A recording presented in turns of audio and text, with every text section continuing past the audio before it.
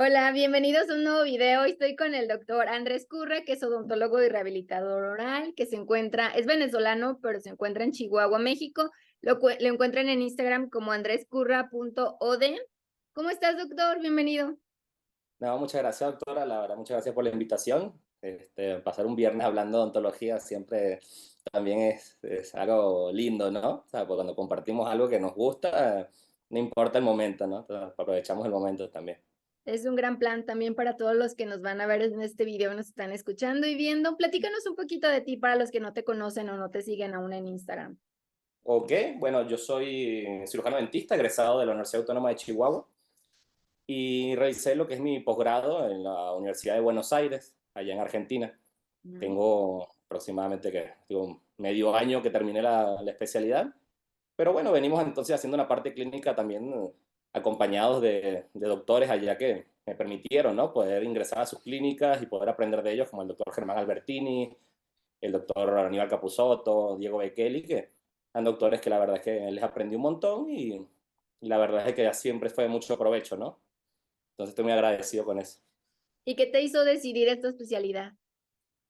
Mira, a mí siempre me gustó el tema de poder ser el primer contacto muchas veces con el paciente y poder entonces acompañarlo a lo largo de la transición de lo que puede ser una rehabilitación hasta el punto de que puedes darle alta, ¿no? O sea, Mm. para poder seguir y acompañarlo a lo largo de su vida, entendiendo de que, bueno, que toda rehabilitación es algo que no es como que nosotros curemos pacientes, sino que le damos altas. O sea, que se vuelven ya pacientes para toda la vida, este tipo de cosas, tipo de relaciones. Con los pacientes, la verdad, me llegó y entonces, bueno, poder llevar adelante después siempre fuera algo muy motivante, ¿no? Sí, y son pacientes, ajá, que son pacientes que vas a ver en muchas citas. Exactamente, sí, me dice mi asistente, no, es que usted agarra un paciente y tarda, tarda un montón, pues sí, pero es que bueno, así es la rehabilitación, es muy difícil intentar hacer una rehabilitación en un par de citas, ¿no? Que muchas veces se malinterpreta, ¿no? De que son tratamientos rápidos, y yo Sí. creo que eso no existe, ¿no? Sí, creo que haces una relación bonita y más cercana con el paciente. No es como una endodoncia, que a lo mejor se hace la endodoncia y ya es todo, sino que es un proceso, es una rehabilitación, es comprometer al paciente, es cambiarle la vida, cambiarle la sonrisa, o sea, es algo muy Sí, grande. es algo muy gratificante. Y bueno, también está la parte de laboratorio, ¿no? Que a mí siempre me gustó mucho mientras estaba también en la licenciatura, que es la parte desde que comencé haciendo encerados analógicos, que me permitió entonces ir desarrollando habilidad y poder comprender la naturaleza del diente y poder mimetizarla. Era algo muy manual y que algo que siempre también me gustó, ¿no? Entonces estoy viviendo yo creo que una experiencia en la que en verdad estoy haciendo lo que me gusta. Se lo Claro, disfruto un montón. como que ya en pregrado te vas dando cuenta de lo que te gusta y de lo que no te gusta. Claro, desde ese momento en el que está uno tallando cubitos de cera, ¿no? Sí, Ya empiezas a agarrar y dices tú, bueno, esta manualidad está muy linda, ¿no? sí. Entonces, uno lo agarra y de repente ves que se te da también. Entonces, es algo ya recíproco, ¿no? Entre con Sí, entonces, uno va aprendiendo y también que se te va dando. claro, claro, la habilidad, claro, es algo que se te da, te facilita, te gusta, dices, bueno, me voy a dedicar Exactamente. toda la vida a esto y es algo que Claro. disfruto hacer. Ya se volvió hasta algo terapéutico, ¿no? También, es que están mucho tiempo en el laboratorio, yo digo, no sé, se ponen a analizar su vida o algo mientras pulen.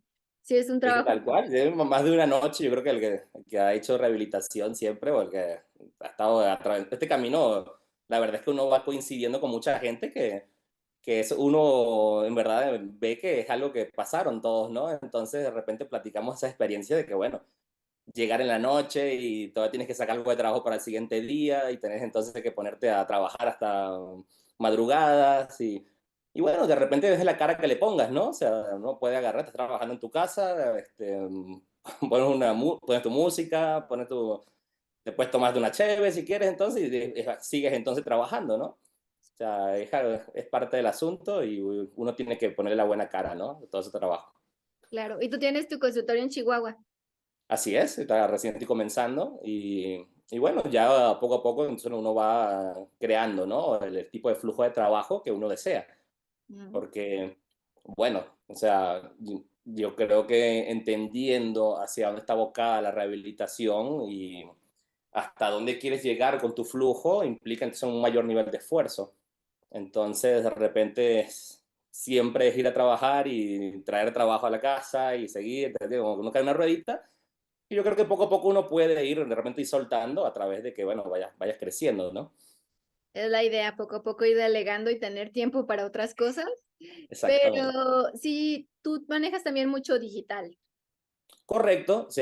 Yo agarré desde, bueno, tal vez un par de años antes de la pandemia, de repente usando software digamos, open source, ¿no? Que son estos software que son gratuitos. De repente cuando uno está en la escuela no invierte tampoco en un Exocad o algún tipo de software de diseño que nos permita entonces trabajar un poco más con un flujo odontológico, sino un flujo que es más como generalizado, que no tiene que adaptar, ¿no? Para poder sacarle provecho, pero implica una curva de aprendizaje un poco más grande, ¿no? Mucho más tiempo de trabajo. Pero en ese momento lo que uno más tiene de repente es tiempo que invertir. Entonces uno va conociendo el software, se va topando con pared, vas aprendiendo y así poco a poco vas entendiendo cómo funciona y empiezas a hacer cosas que son muy buenas, muy provechosas, que bueno, que ya cuando das el brinco a un software que es mucho más amigable con el usuario, se vuelve, la verdad, algo mucho más sencillo, porque la verdad es que entiendes cómo trabajan entonces este tipo de softwares, que bueno, siguen siendo herramientas en las que si nosotros no tenemos los conocimientos preestablecidos de la manera analógica, va a seguir siendo lo mismo, no vas a poder avanzar, sino es como que seguir agregando conocimientos en otras áreas para poder que estos softwares se sirvan para poder, digamos, agilizar o apreciar en verdad de mejor manera el trabajo, ¿no? Y tener la predictibilidad que uno necesita. Y bien usados te pueden ahorrar tiempo, materiales, tiempo con el paciente en silla, o sea, sí facilitan el trabajo odontológico. ¿No? Imagínate cuando me tocaba de tipo, no sé, encerar una boca completa. O sea, estaba hablando de un trabajo y bueno, tienes que sentarte y eran unas cuantas horas y de repente lo diferías en días, ¿no? O sea, la verdad es que tomar una rehabilitación completa era algo casi que imposible, o tomar varias, ¿no? Claro. Entonces, cuando lo atraviesas entonces en el camino digital, te das cuenta de que, bueno, si tú logras aplicar ese conocimiento analógico y lo pasas al digital, lo que te va a agilizar el trabajo, te va a permitir entonces tener mayor, entonces, influir de manera entonces más rápida en el trabajo y poder obtener un trabajo más predecible. Claro, más predecible, mayor tiempo. La verdad sí está cambiando mucho eso del flujo digital y para a favor de los pacientes de un mejor tratamiento y para los odontólogos también. ¿Hoy de Tal qué nos cual. vas a hablar, doctor? Mira, cuando estaba pensando, me dijiste, ¿no? ¿Qué tema podía yo hablar? Bueno, quería hablar de un tema que sí que te voy a compartir pantalla para que lo tengas entonces de una vez acá. Sí.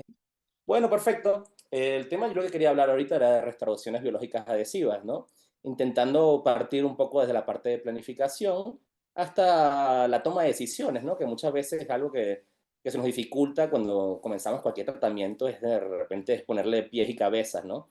A las cosas, es de cómo abordarlo y de repente refrescar algunos conceptos que son, digamos, más actuales en referente a lo que son entonces las restauraciones parciales adhesivas o odontología aditiva, preparaciones intentando ser lo mínimamente invasivas posibles. Entonces, cuando yo intento tocar este tema, no puedo dejar de pensar en cuál es en verdad nuestro trabajo como odontólogo, ¿no? Que siempre va a ser restablecer ya sea morfología, función, estética, de un sistema independientemente de cualquier nivel de atrofia o alteración que se encuentre. Entonces, para poder nosotros llegar a este tipo de puntos, tenemos entonces que comenzar en la planificación. La planificación va a ser la base de todo lo que nosotros hagamos. Y si nosotros queremos llegar, entonces, como dice el proverbio, no planificar es planificar un fracaso, ¿no? Porque de repente comenzamos por un área que de repente era equívoca en ese momento a trabajar y queremos regresar, se van dificultando los pasos y las bolitas de nieve nada más se va haciendo más grandes. Entonces, cuando te encuentras en el punto de que ya estás terminando, ya se vuelve irreversible porque ya pasó mucho tiempo, porque ya los tratamientos tienen que ser más invasivos para poder corregir. Entonces, ¿qué mejor que poder comenzar con un correcto trabajo desde la parte de toma de información sobre el paciente para poder planificar y así efectuar un tratamiento. ¿Ok? Entonces, la planificación va a ser ese proceso de análisis en el que vamos a poder ordenar los pasos y adquirir las estrategias para lograr los objetivos. Ese objetivo siempre va a ser llegar al lugar donde uno quiere, ¿ok? Entonces, te encuentras de que esa planificación ideal de una restauración, sea un implante, o sea, la intención siempre va a ser con objetivos biológicos funcionales y la estética siempre como guía para que el resultado sea acorde a lo que estamos buscando, ¿ok? Entonces, partiendo de la planificación, tenemos que ir, aparte de poder proyectar y ordenar esos pasos, ¿ok? Primero, desde la parte de evaluaciones de riesgo en tipos de pacientes, la parte de diseñar, hacer un diseño para poder presentar, así yo le hablo mucho a mis pacientes, tipo como cuando van a construir una casa, ¿no? O sea, ¿cómo quieres que sea tu casa, no? Si no vas y le hablas entonces al ingeniero que te empieza a construir, si no primero no has hecho un plano. ¿Ok?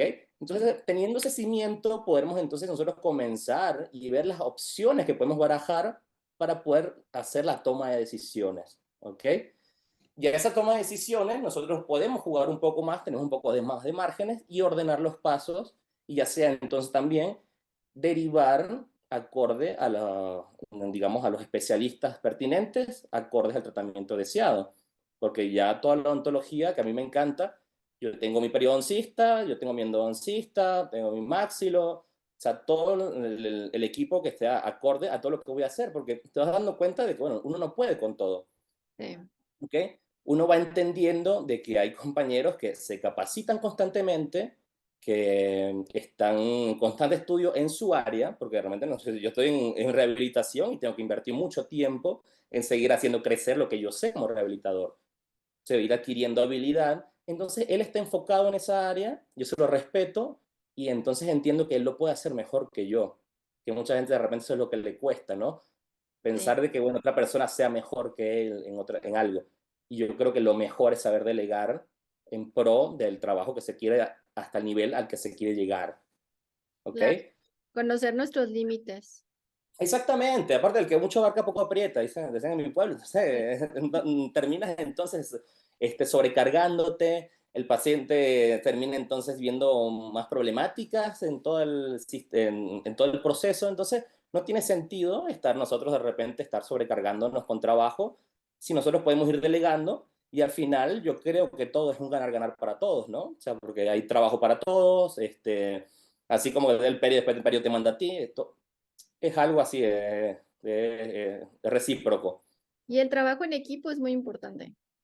Claro, el trabajo de equipo básicamente es tener comunicación. Y cuando entramos en parte de comunicación, las herramientas con las que contamos hoy en día nos permiten eso, tener mucho mayor control en la parte de comunicación, no solo con nuestro equipo multidisciplinario, ya sea entonces con nuestro técnico dental, o sea, con el mismo con el paciente, la parte de la integración del paciente en su tratamiento, es lo que nos permite a nosotros poder tener entonces mayor control, ¿no? De entendimientos, porque muchas veces el paciente dice, bueno, ¿qué me están haciendo? Y nosotros podemos estar una hora con él, pero si tú no le has puesto una imagen, que dice más que mil palabras, de repente le va a costar mucho más entonces asimilar todo lo que va a atravesar.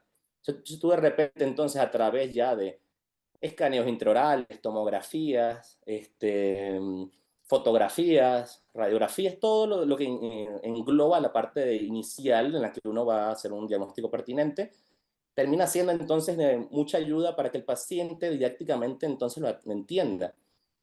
Y eso tipo de información se traslada a tus mismos compañeros de trabajo que te va a permitir entonces poder tener a todos en la misma sintonía y saber qué es lo que se quiere hacer. ¿Ok? Pues no es lo mismo ver una periapical y decir, ven a ver la endo, a que de repente veas todo el panorama completo, ¿no? Sí. Entonces, esta parte de lo que quería hablar es un poco del flujo digital, de cómo se introduce y nos permite a nosotros ordenarnos. ¿Ok? Y el hecho de Entonces, que planifiques también te da unos resultados más predecibles. tal cual, o sea, ya llegas a un punto en el que no te sorprende el resultado porque estuviste acorde en todos los pasos a lo que estabas, a lo que era tu objetivo. Claro. Entonces ya en ese momento ya se vuelve entonces algo mucho más predecible, como dices tú, ¿no? Pero esto que dice en el flujo digital, ¿en qué consiste, no? Tenemos que saber entonces que hay diferentes etapas en la parte del flujo digital, pero entrando en lo que son digamos, sus ventajas, puede ser entonces la rapidez, precisión y personalización de cada caso, ¿no?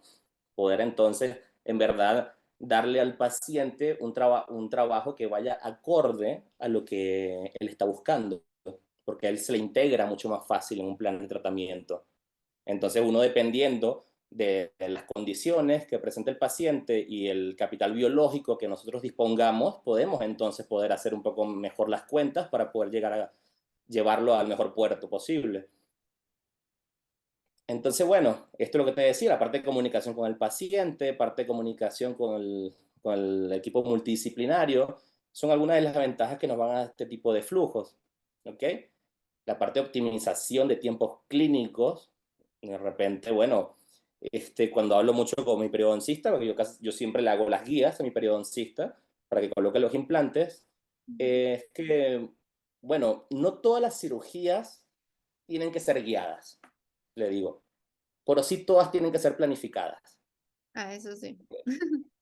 ¿Ok? Porque no siempre vamos a tener la guía, o de repente la guía no calza, o de repente algo puede pasar, y no por eso vamos a detener todo.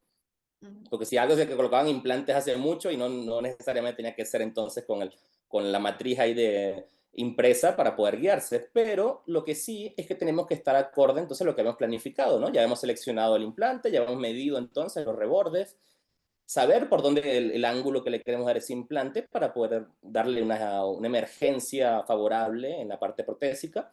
Entonces, en la parte de optimizar tiempos a través de la planificación va a ser siempre favorable, porque de repente no es ver qué te encuentras ahí, sino en verdad ya tienes entonces una previsualización del trabajo antes de hacerlo. Es como hacer una cirugía virtual, ¿no? Pero Ok. esto llegando a la parte de lo que son las etapas, ¿no? De la parte del flujo, de cómo está constituido, ¿no? La parte de la digitalización, el diseño y la producción, que son siempre las tres etapas que se dividen cuando uno va a hacer un trabajo de flujo digital, ya sea hasta la parte entonces de la fijación adhesiva, ¿no? Que es la parte de, digamos, de toma de información, colecta de información, pasar a un software de diseño, planificación 3D, y después pasar a otro software que sea entonces donde uno pueda planificar lo que es el nesting o el fresado, ¿no? O la creación aditiva de algún objeto 3D, ya sea a través de fresadoras o impresoras 3D o etcétera. Pero entrando ya un poco más, en la parte de digitalización, siempre vamos a constar entonces de fotografías, rayos X, escáner intraoral, o sea, hay diferentes tipos de escáneres que no nos vamos a meter en nada de eso, pero más que nada entonces como para ir entendiendo cómo la vamos a ir llevando. La parte también de obtención de imágenes volumétricas, como son entonces los CBCT, que ahora cada vez tenemos más oportunidades porque cada vez se encuentran mucho más accesibles hacia el paciente. Las cantidades de radiación no son las mismas que se manejaban antes para poder obtener una CBCT. Y podemos entonces también hacer la parte de la segmentación, ¿no? Que podemos trabajar nada más en áreas de interés y podemos entonces dedicarla, ¿no? Al mandar una orden de laboratorio que nos permitan entonces trabajar un área que sea específica, que abarate también un poco el coste, ¿no? Para el paciente. Pero siempre poder entonces contar con imágenes en tercera dimensión, ya sea también del diente, el tejidos y también entonces los tejidos que no vemos, como el hueso y todo lo que son los tejidos circundantes del diente, nos permiten a nosotros poder entonces comprender mejor qué es lo que vamos a hacer y poder entonces también poder delegarlo mucho más fácil con nuestros colegas. Entonces, el formato que siempre vamos a conocer como el formato DICOM va a ser entonces el formato que nos van a entregar la mayoría de las veces para trabajar. Y entonces podemos a poder nosotros jugar con diferentes gradientes de volumen para poder nosotros ver desde la parte facial hasta la parte también, entonces dividirlo a hueso o dientes, ¿no? Y poder entonces analizar todas las estructuras que le dan soporte al diente y al diente en sí mismo. Y una herramienta, bueno, yo, si no sé si te ha platicado o si has visto que yo doy curso de fotografía clínica también. O Mm. sea, aparte porque la fotografía siempre fue el comienzo, digamos, de todo, porque de repente era la herramienta que podía yo en verdad tener mucho más accesible en la clínica, y a través de ella poder entonces yo recurrir para poder ordenar mis pacientes y poder también elaborar lo que son mis planes de tratamientos. Porque yo siempre le digo en el curso, ¿no? Tú puedes ver entonces, ves un paciente y ves 28 dientes, lo que te acuerdes de ellos, ya puedes tener la historia clínica llena, pero nada como una imagen, ¿no? Para poder nosotros en verdad poder recapitular al final del día y poder entender el proceso al que quieres llevar al paciente, y también entonces compartirlas con él mismo, ¿no? Para poder entonces él entienda la situación de enfermedad en la que se encuentra o hasta dónde lo quieres llevar. ¿Tus cursos son virtuales o presenciales?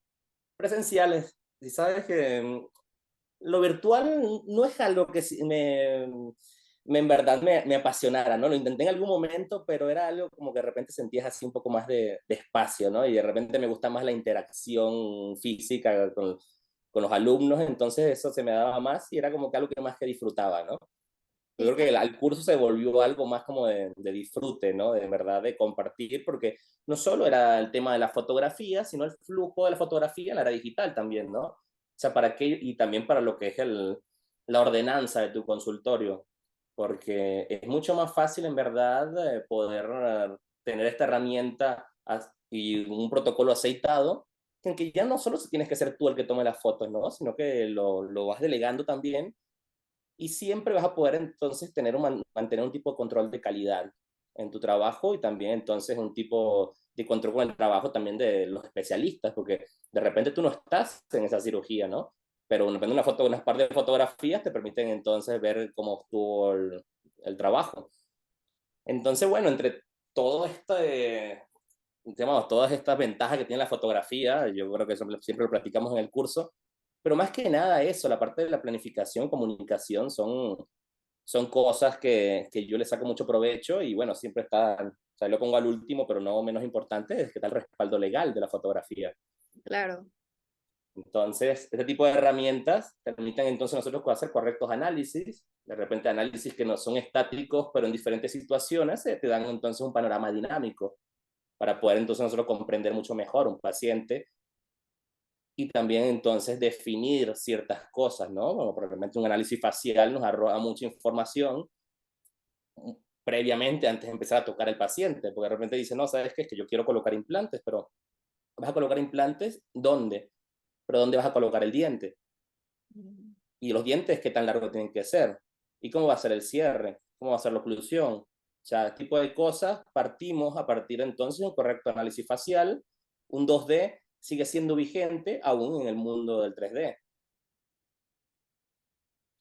Entonces, bueno, también entramos en los escáneres que siempre, bueno, ya cada vez mucho más asequibles para todos, y encontrando escáneres de diferentes marcas, ya pueden ser, bueno, tú habrás visto, de repente ya en el Congreso habrán salido algunas marcas que bueno, que se apetece de repente probarla, porque tal vez no te alcanza para llegar a un escáner, digamos, de alta gama, pero para comenzar, puedes comenzar con uno de baja gama y poder introducirte en este mundo de la era digital, ¿no?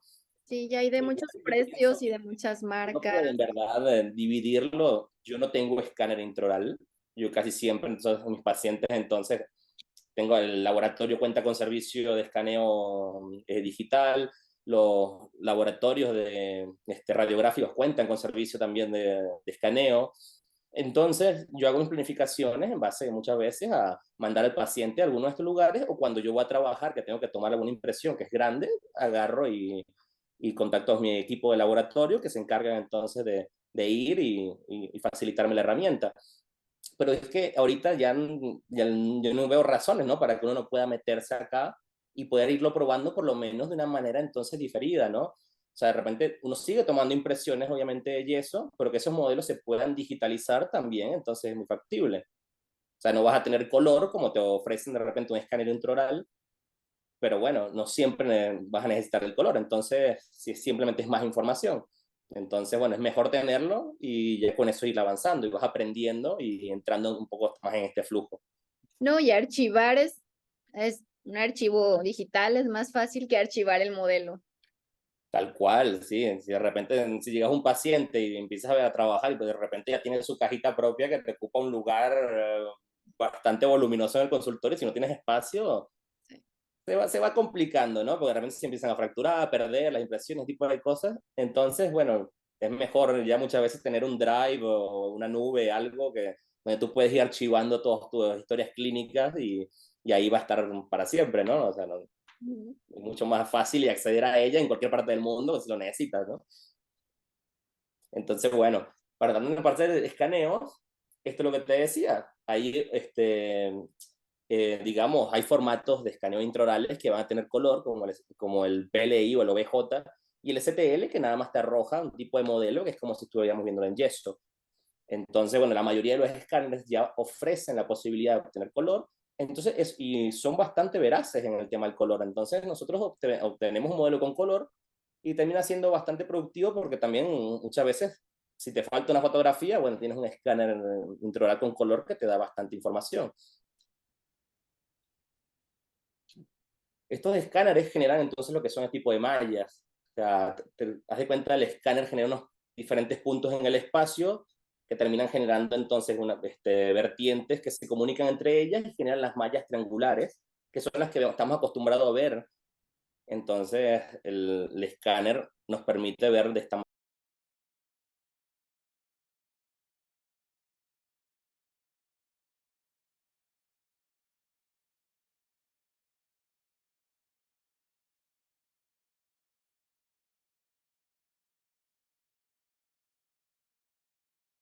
Si te fijas, este tipo de mallas son como el equitativo de los píxeles en las cámaras. O sea, Sí. son donde se introduce toda la información y entonces nosotros podemos entonces visualizar. Al tener más triángulos, tenemos la posibilidad de tener más detalle en una malla de escaneo intraoral. Entonces ahí de repente puede ser un poco más marcada la diferencia en ciertos escáneres, ¿ok? En la definición de cada uno. Los Y detalles bueno, de las cosas, de las fisuras, todo perfecto. cuenta, o muchas veces yo trabajo haciendo impresión 3D para poder hacer tipo estampados o inyectados de resinas. Ujú. La definición que tenga el modelo es la que vamos a tener en la resina, ¿no? Que no se te note mucho también en lo que es eso también tiene que ver mucho entre la calidad del escaneo y también la precisión del trabajo. Y también entonces está la parte de la impresión 3D, ¿no? Que entran entonces en secuencia para obtener entonces un modelo de calidad. Y bueno, entrando a la parte de esto de escáneres extraorales, encontramos que hay diferentes también opciones, porque ahora se trata también de integrar siempre la cara, ya sea con la fotografía, pero para poder tener mayor veracidad en la malla o digamos en el trabajo, integramos el escáner facial para así nosotros poder contar con mucha más información, ¿no? Porque, bueno, ahora yo creo que lo que se intenta es poder lograr una maqueta virtual del paciente, tener al paciente virtualmente y no necesitarlo para poder hacer la parte de planificación, incluir todo lo que es tomografía, escaneos intraorales, fotografías, escaneos faciales, ya puedes incluir dinámicas también. Entonces se vuelven a tener en verdad una maqueta virtual de lo que es cabeza y cuello del paciente. El escáner facial, ¿cómo se hace? ¿Con fotos superpuestas o ya existen en sí escáner Hay facial? diferentes tipos de escáneres. De repente había estos tipos, como son como el Velus, o de repente hay otros que han salido, que sí, a través de igual todos los escáneres ópticos funcionan a través de fotometría. O sea, van ubicando puntos en el espacio y los van entonces haciendo coincidir para así generarte una malla. Entonces, hay unos que tienen la posibilidad de tener mucho mayor precisión en cuanto a la profundidad. Entonces, pueden leer si tú dices al paciente que sonría, poder leer parte de la arcada y poder así tú, porque aquí lo importante es poder machear, o sea, poder integrar el escaneo intraoral en el escaneo facial.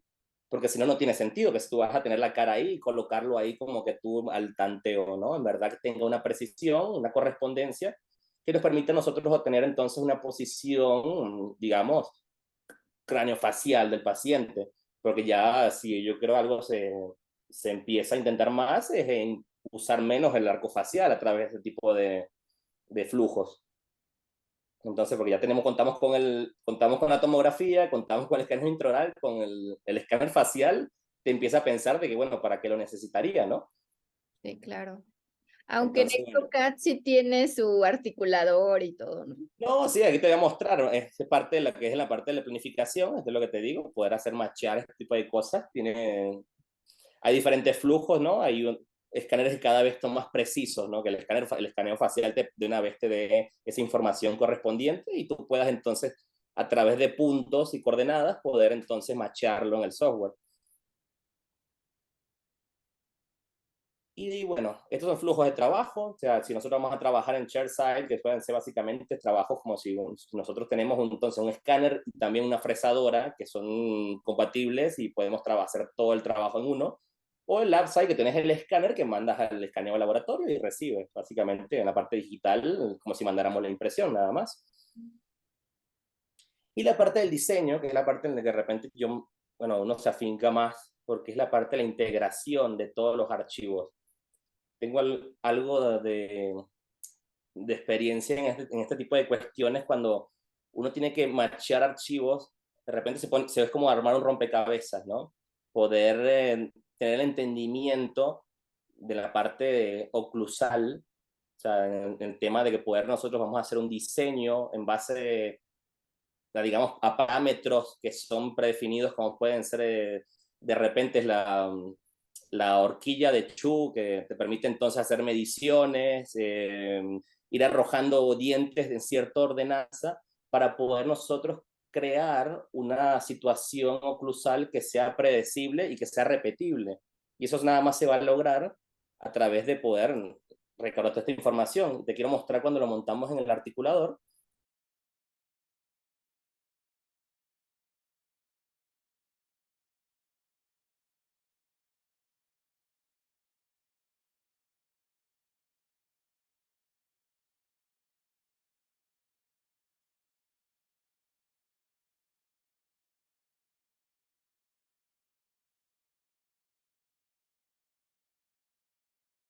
Básicamente, cuando nosotros hacíamos un 10-10 para poder encontrar una relación entonces con el facial, con la sonrisa y poder arrojar entonces ciertas nociones.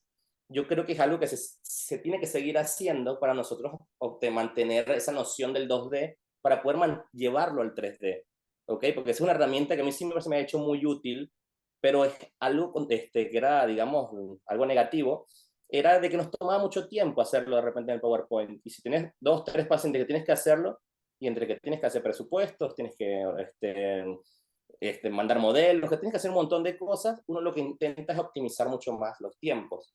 ¿Ok?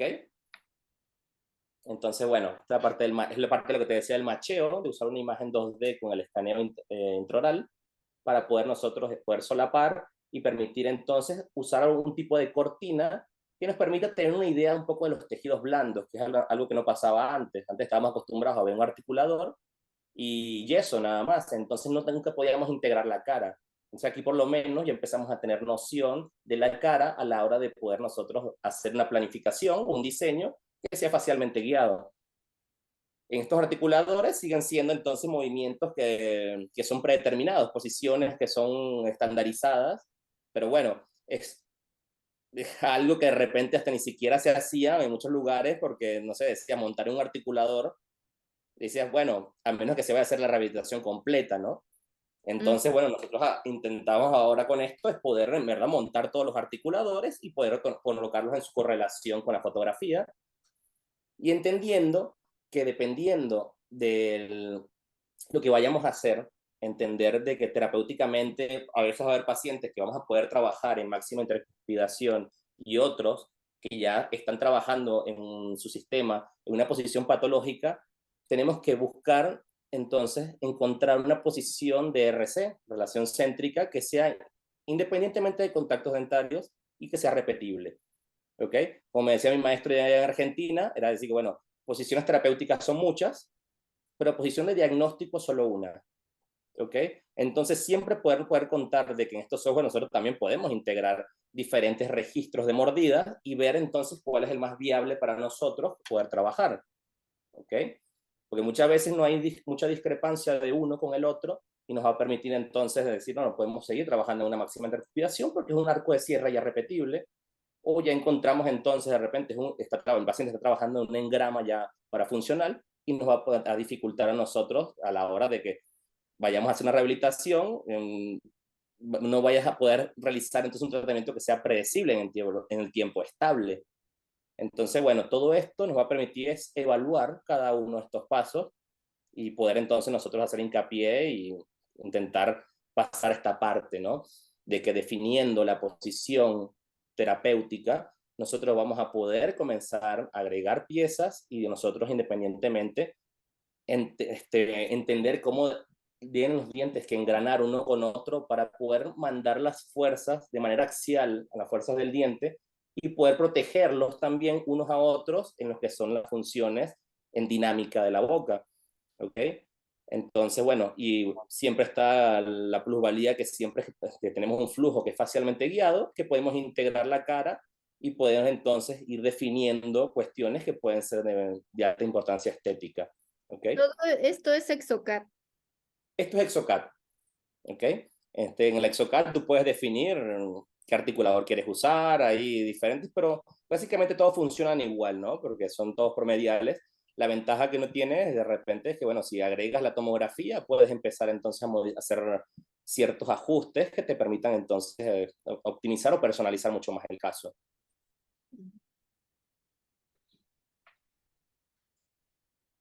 Ok.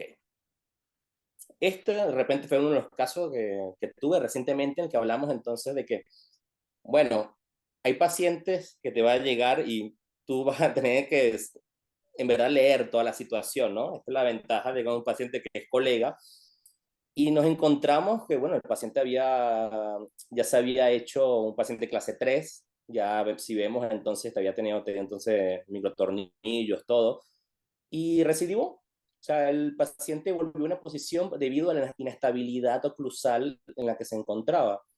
Entonces, este tipo de pacientes intentas entonces entender cómo poder devolver equilibrio o soporte posterior para poder entonces evitar de que se acelere mucho más la degradación de las piezas dentales, pues si nos encontramos, de repente podemos encontrar ciertas recesiones, pérdida de hueso, y más que nada porque estaba también golpeteando de una manera en la que los dientes anteriores son los que te aguantaban el cierre.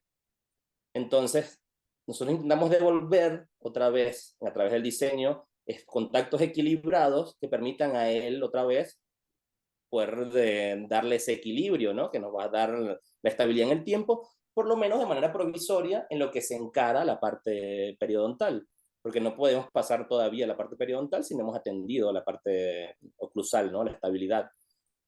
Entonces, bueno, a través de este tipo de análisis, nosotros podemos analizar y definir qué tipo de morfología, dependiendo del biotipo, dependiendo de los CENITs, la estética buscada por el paciente, nosotros podemos definir qué anatomías son las que son acordes para cada caso.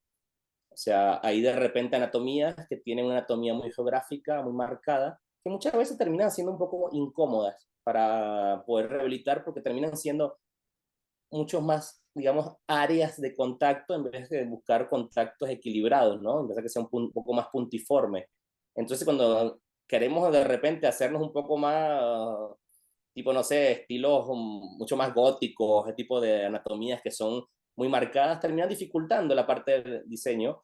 Y en cambio, si agarramos y usamos anatomías que son un poco más básicas, por así decirlas, pero más naturales, nos permiten a nosotros entonces poder conseguir este tipo de engranajes más eficientes. Mm. Estas son las mismas anatomías, vistas del sector anterior, y la parte entonces de visualizaciones que nos permite entender mucho más fácil de que podemos agregar texturas, podemos agregar un poco más de personalización, porque aunque nosotros tengamos librerías de dientes, la intención siempre va a ser entonces personalizar. Nosotros podemos toquetear, vamos a tener que agrandar, adaptar estos dientes a su situación, y es lo que nos va a permitir a nosotros que en verdad de que sea un trabajo que sea personalizado. ¿Ok? Este tipo de planificaciones las vamos dividiendo por etapas. Es decir, uno hace una prueba de mock-up en base a un diseño y después pues lo traslada, ya sea en resina, también me gusta mucho usar cuando son pacientes jóvenes, y por lo menos para poder guiarte. Pues ese tipo de casos fue abordado de una manera que fue casi como, fue estratificado, ¿no? Nada más fue con la técnica de la llave palatina, en la que, bueno, Mm. definimos el largo y la forma incisal, nosotros estratificamos sobre ella, pero ya en base a una planificación para que sea correspondiente a lo que se hizo en el sector posterior, que sí fue un poco más, fue estampado o inyectado en su situación. Esto es lo que te decía, anatomías que sean entonces menos geográficas, y por eso este tipo de cosas se me hace muy importante el entendimiento del encerado cuando nosotros lo vamos a hacer de manera analógica. O sea, en verdad, comprender dónde tiene que ir una cúspide en relación con su antagonista y poder entonces permitirle el escape en cada una de las situaciones excéntricas. Entonces, si nosotros hacemos anatomías muy marcadas, de repente hacemos entonces superficies que hacen, generan golpeteos, que independientemente del material que elijas, las fuerzas van a ir llevándolas entonces a un capital mucho más débil, que puede ser entonces el mismo diente, el periodonto, el hueso, el que Sí. quieras buscarle, ¿ok? Esa parte de los diseños, intentas entonces equilibrar, analizar curvas, intentar, digamos, minimizar un poco las desalineaciones en pacientes que no van a recurrir hacia la ortodoncia, analizar desgaste, facetas de desgaste, es algo que se entiende muy bien cuando lo ves entonces en diferentes visualizaciones en software de diseño, y poder intentar agregar esa cantidad faltante necesaria nada más. O sea, no intentar llevar una restauración sobredimensionada que sea acorde a la dimensión sobre la que queremos trabajar. Esto mismo nos va a permitir a nosotros en el futuro hacer un recambio de la resina por algún tipo de restauración de porcelana con una dimensión vertical nueva, con un mayor espacio que nos va a permitir a nosotros ser menos invasivos, porque vamos a tener que gastar menos el diente, y poder devolver anatomía faltante mucho más entonces enriquecida. Que de repente es cuando trabajamos en una sola restauración, en una oclusión habitual, nos encontramos que no tenemos espacio, tenemos que desgastar más dientes, y aún así la anatomía que estamos devolviendo se encuentra bastante chata. En el software sí es el mejor que existe Exocad.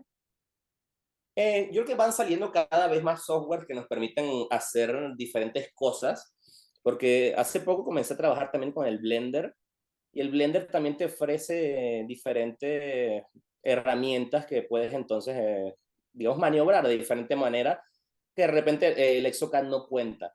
Entonces yo creo que ya lo que se trata ahorita es no solo depender de un software, sino de poder integrar diferentes y poder entonces aprovecharlos. Así como de repente, no sé si has visto cuando hacen tipo las cirugías guiadas con guías magnéticas y la colocación del provisorio de manera inmediata, ¿no? O Sí. sea, muchas veces esos son flujos que se fusionan, ¿no? Algunas partes de NexoCAD, 3D Mixer o Blue Sky, entonces hay gente que le maniobra bastante con diferentes software y está muy bien. La verdad es que le saca mayor provecho y hacen entonces trabajos que son bastante interesantes. Y Pero para el bueno, que quiere empezar a diseñar, de los gratuitos, ¿cuáles recomiendas de los que nos están escuchando, para los que nos están escuchando? mira, yo creo que siempre para comenzar, y sin todo depende de que si quieres invertir o no, si vas a ir entonces al gratuito y quieres ir familiarizándote con la herramienta y más que nada para poder entrando en lo que es la propiocepción del espacio en tercera dimensión en la computadora, porque yo creo que lo que más tarda uno al comienzo es poder agarrar el mouse. O sea, de poder jugar con los espacios, poder trasladar el objeto. Entonces, si pueden arrancar con el Mesh Mixer, está excelente ahí, pero hay software como digo, el Blender tiene la posibilidad de poder también trabajar y que puedes ir comprando nada más los módulos que vas necesitando. Mm. Entonces también te permite, es como, bueno, si voy a hacer modelos, ese tipo de cosas, y no es algo tampoco descabellado el precio, entonces yo creo que es algo que ya es bastante asequible para los que van comenzando. Entonces también se me hace una herramienta muy buena. Y bueno, poco a poco te van arrojando cada vez en software que te van aliviando un poco el tiempo. Yo creo que esto se trata todo, ¿no? De poder tercerizar un poco el tiempo y encontrarnos con herramientas que son más ágiles. Sí, totalmente. Entonces, bueno, hay algunos software que están, estos son algunos de softwares que hay, y estos son algunos que son de pago, otros son de pago por uso, y otros que son tipo open source, ¿no? Que como te dije, que son gratuitos. El Blue Sky también es una herramienta muy buena y la ventaja es de que, bueno, tú nada más vas pagando lo que vas exportando. O sea, puedes trabajar ahí, nada más pagas la exportación del archivo. Entonces, bueno, esta es lo que es la parte de la digitalización, la parte de la creación del objeto. Y esto es parte de lo que siempre se busca, ¿no? De lograr la precisión entre lo que planificas y en verdad a lo que se va a la boca, porque al final, ¿qué somos, no? Somos odontólogos y si no vemos entonces el trabajo manifestado en la boca, simplemente entonces estamos jugando a la computadora. Entonces nos encontramos en este punto de que, bueno, si nosotros logramos este engranaje correcto en el diseño, en base a un correcto registro de mordida y respetando los parámetros naturales, encontramos de que esa información se traslada de buena manera y podemos devolver funciones que habían sido perdidas. Pacientes que se acomodan fácilmente a los nuevos engramas, porque al principio dicen, no, se siente extraño, porque obviamente por el cambio, pero son cosas que se van adaptando, que de repente al transcurso de algún par de meses ya terminan siendo ya acostumbrados de manera completa, ¿no? Porque bueno, cuando cambias siempre la dimensión vertical va a ser un cambio grande al paciente, pero bueno, vemos los pacientes de repente más recurrentes en los que hacemos un cambio de dimensión vertical muy marcada, son en los pacientes de prótesis totales, en las que inmediatamente se van adaptando. Entonces, bueno, si sabemos trabajarla, es una herramienta de que no tenemos que tener tanta pena para poder usarla, ¿no? Porque siempre son pacientes que ven, si nosotros encontramos facetas, encontramos que no tenemos ningún tipo de protección en sectores anteriores ni posteriores, y la mejor forma de trabajar esa es aumentarla, ¿no? ¿Y cómo la vas a definir? Bueno, eso siempre es una pregunta que de repente se viene a la cabeza. Yo siempre les respondo en base al diseño. Nosotros lo vamos trabajando en base al diseño, porque obviamente pues, vamos aumentando y si no tienes el espacio todavía requerido para poder devolver función, obviamente nos falta un poco más. Entonces vamos a ir jugando ahí, haciendo el juego de la sábana corta, ¿no? Para, para poder determinar cuál va a ser nuestro lugar de trabajo. Y igualmente todo esto se prueba. Y bueno, un protocolo que yo pongo bastante en práctica es el de mis queridos mentores allá en Argentina. Este protocolo que es estéticamente guiado, cruzalmente protegido, que lo que nos permite esto es a través de la sectorización de la rehabilitación, ya sea entonces con provisionales o con provisionales de larga duración, también con resinas, nos permite entonces nosotros devolver este tipo de equilibrio cruzal y estético que nos permita entonces nosotros irlo trasladando de repente a un material más definitivo de una manera mucho más cómoda, porque muchas veces yo lo que más le encuentro la comodidad a este tipo de tratamientos para el paciente es de que al hacerlo de esa manera nos permite irlo trabajando por partes, que es la que es muy difícil para muchos pacientes, porque si no tendrías que hablar de 28 restauraciones de porcelana muchas veces. Entonces nosotros al poder ir cambiando por partes, resina por cerámica, se va haciendo entonces mucho más cómodo para ellos en todos los sentidos y también para nosotros porque podemos ir trabajando por partes nada más. Sí, Entonces, económicamente sí, para el paciente. sí, la verdad es que No. el paciente lo va entendiendo bastante bien y tiene un nivel de aceptación bastante alto. Entonces nosotros lo dividimos así en sector 1 y 2, el sector antero superior, antero inferior, que siguen siendo estos sectores de que, bueno, a través de las enseñanzas del doctor Aníbal Alonso, son sectores en los que se encargan de devolver guías. O sea, los dientes anteriores en dando de protección a los dientes posteriores, en actividades excéntricas, los dientes posteriores protegiendo en cierre, ¿no? Y otra información que podemos obtener, como puede ser la fonética, estética, durante estos dos sectores, y los sectores posteriores, que es acompañar entonces a un correcto Wilson, un correcto Speed, para poder entonces dar desoclusión de una manera entonces homogénea, encontrar espacios uniformes en ese trayecto. Entonces, para mí se hace una forma, hay bastantes filosofías de trabajo, yo creo que todas funcionan y de hecho puedes fusionar unas veces unas con las otras. Yo creo que lo mejor es poder encontrar entonces una que en verdad se adecue a tu manera de trabajar y poder entonces así garantizar lo que estamos haciendo, ¿no? Porque obviamente cada paciente es totalmente distinto y vas a ir requiriendo de repente diferentes filosofías para poder abordarlos. Esta es una de las maneras en las que hacemos la que es las llaves de transferencia, en la que podemos entonces compartir, o sea, llevar ya sea entonces el material, ya sea resinas precalentadas o resinas flow con alto contenido cerámico para poder entonces recibir o permitirle perdurar ante el embiste de la oclusión. Y que bueno, que también ahorita las ventajas de las resinas de que aunque tengan alto contenido cerámico, se encuentran que tienen bastante capacidad de pulido. Entonces las podemos llevar y aún así pulirlas y encontrar como en condiciones bastante óptimas en cuanto a la estética. Pero bueno, yo quería que llegar a esa parte, porque a mí se me hace muy importante siempre es como que dónde comienzo, ¿no? Para poder llegar al entendimiento de cada una de las piezas. Es como ver el bosque y después vas viendo árbol por árbol para ver cómo nos encontramos, ¿no? Entonces yo creo que algo que se nos hace muy importante es de que, bueno, si vas a hacer una rehabilitación completa, ok, ya viste todo el complejo, ahora nos acercamos a diente por diente, pero para entenderlo nosotros tenemos que entender la fisiología del diente, cómo está compuesto, que de repente es lo que muchas veces se dificulta, ¿no? Saber sobre qué estamos trabajando y poder entender cómo puedo adherir a esa superficie, ¿ok?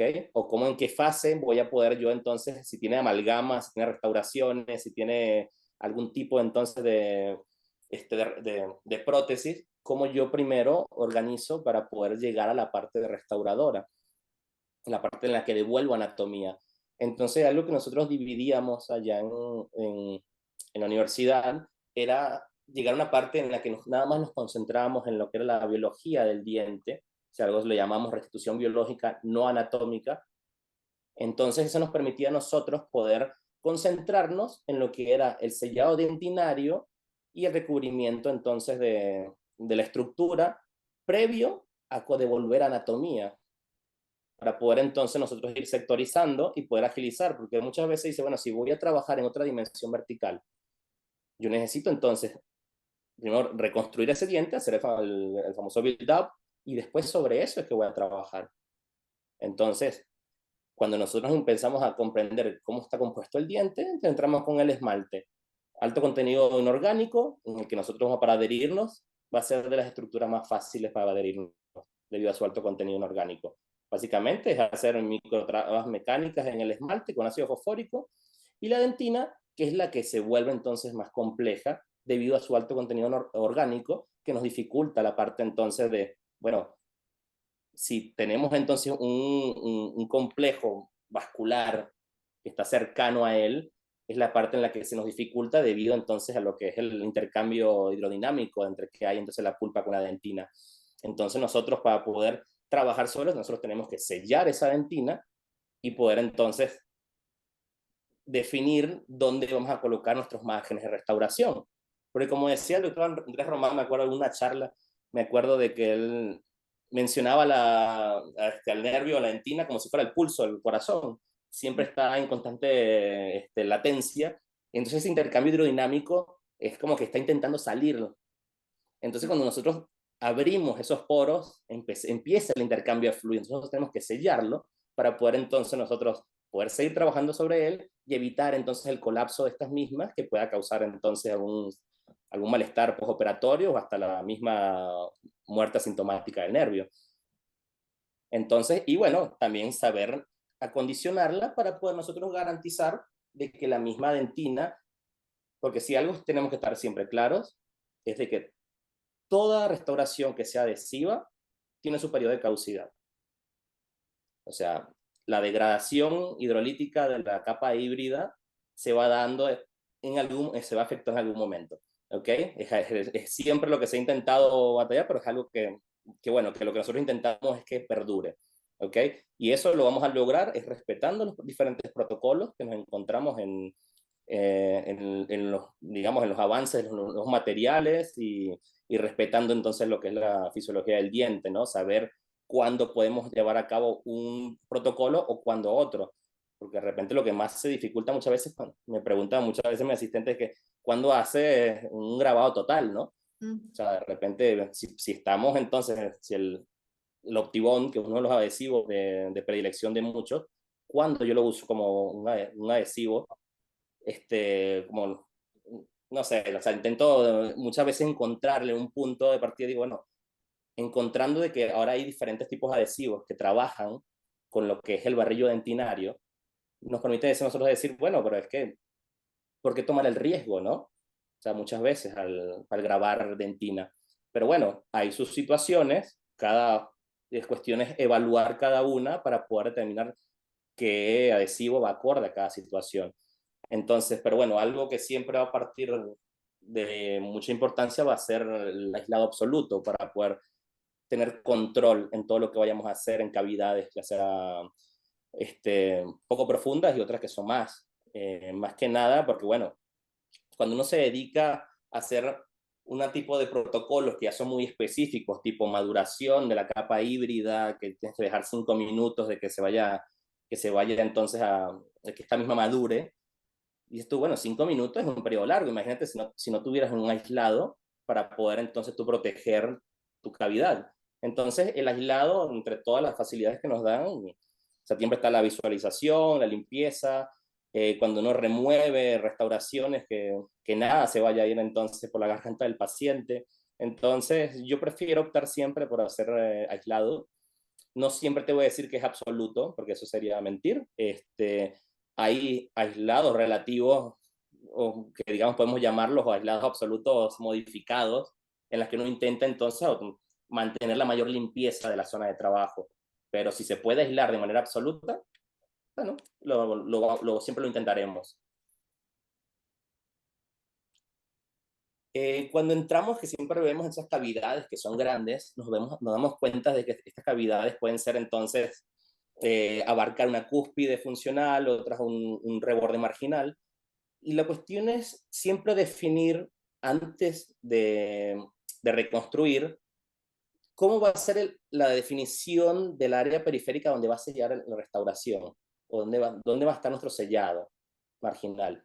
Entonces, muchas veces nosotros vamos a intentar, cuando abrimos, que se van a destapar, muchas veces se va a crear este barrillo dentinario a través de la fresa que va a ir removiendo la dentina. Nosotros vamos a poder entonces analizar ese barrillo y ver de que, bueno, que en su momento se vio como algo negativo, que por eso lo teníamos que remover. O sea, por eso entendíamos entonces a grabarlo para poder removerlo.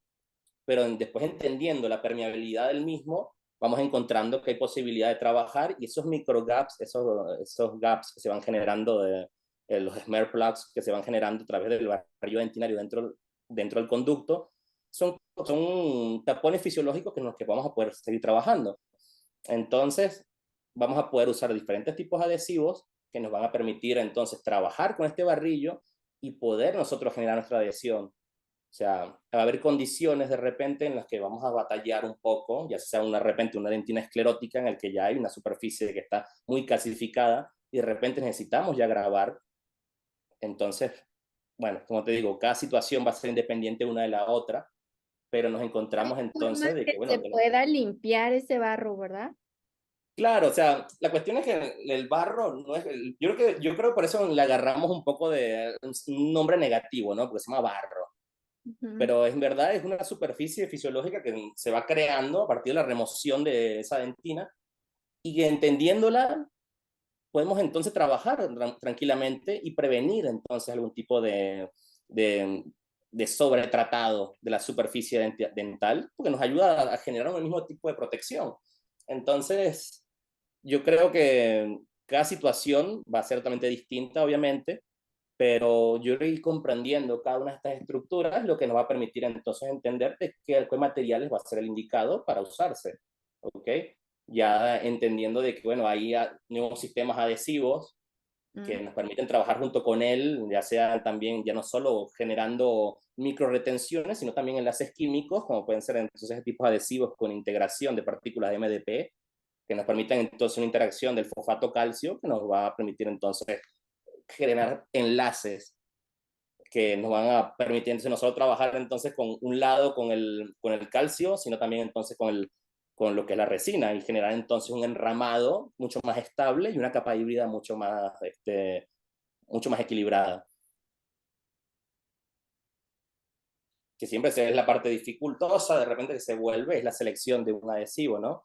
pero de diferentes marcas, diferentes pHs, diferentes etapas, y las etapas con las que siempre trabajamos, casi siempre todos tienen lo mismo, ¿no? O sea, te encontramos un adhesivo, te encontramos que tiene un vehículo que puede ser etanol o acetona, tenemos una molécula bifuncional que es hidrofílica, como el EMA, tenemos otro bonding, el BGMA, y lo que se ha hecho también es agregarle carga a estos mismos adhesivos para intentar darles estabilidad. Que también el EMA y el BISMA también los quieren quitar, ¿no? En Estados Unidos, porque Sí, tienen... porque hay esos estudios que hablan bueno, que la partícula puede ser dañina, ¿no? Entonces ya van saliendo adhesivos, pues la intención es removerlos de manera completa. Pero bueno, ya veremos entonces qué termina efectuándose. Y el que es universal, ese es el que lo puedo usar en todas las situaciones clínicas. Mira, sigue partiendo acá, tenemos acá uno de cuarta generación, ¿no? De que de repente cuando nació, fue su boom, porque bueno, nos permitía a nosotros, poder colocar hacer un grabado, digamos, total y poder sellar la dentina, entonces con un adhesivo que tiene carga, ¿no? Entonces, pero bueno, o sea, tiene sus ventajas. En su momento me acuerdo que se hablaba de grabar la dentina durante 15 segundos, pero bueno, lo que está haciendo este tipo de adhesivos es que, bueno, son un poco, digamos, susceptibles a la técnica del operador, ¿no? Porque la parte dificultosa en verdad es respetar los tiempos para poder usarlo y que no nos vaya a generar entonces un problema postoperatorio, ¿no? Pero usándose bien, digamos, puede ser considerado el gold standard, ¿no? Siguiendo como las indicaciones del fabricante.